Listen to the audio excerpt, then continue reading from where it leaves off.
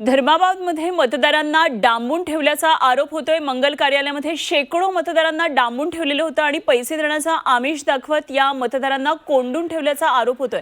नांदेड जिल्ह्यातलं हे सगळं प्रकरण आहे। नांदेड जिल्ह्यातल्या धर्माबादमध्ये मतदारांना डांबून ठेवल्याचा आरोप करण्यात येतोय। पैसे देण्याचा आमिष दाखवत या सर्व मतदारांना एका ठिकाणी आणून ठेवण्यात आलं होतं। मतदारांना एका मंगल कार्यालयात कोंडून ठेवलं होतं असा आरोप केला जातोय आणि आता हे प्रकरण चांगलंच तापत चाललेलं आहे। नांदेडमधल्या धर्माबाद इथलं हे सगळं प्रकरण आहे।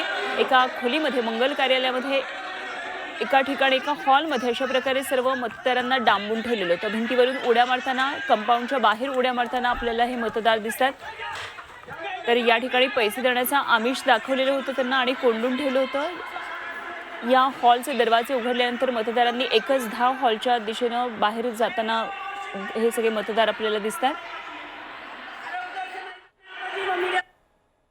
रात्रपासून म्हणलेत की आम्हाला पैसे देता, तुमच्या घरी तुम्ही थांबा, दार उघडं करून राहू द्या।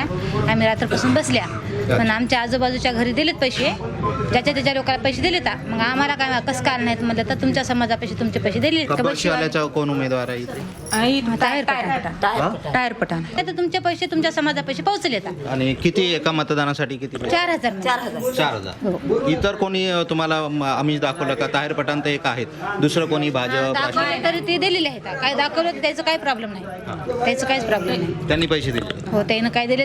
हे आपणाला हिंडायला चालू झाले की नाही तेव्हापासून आम्ही कब्बशीतूनच हिंडल्या आणि आता सुद्धा आम्ही इथं जे बसल्या ते कब्बशीमुळेच बसल्या।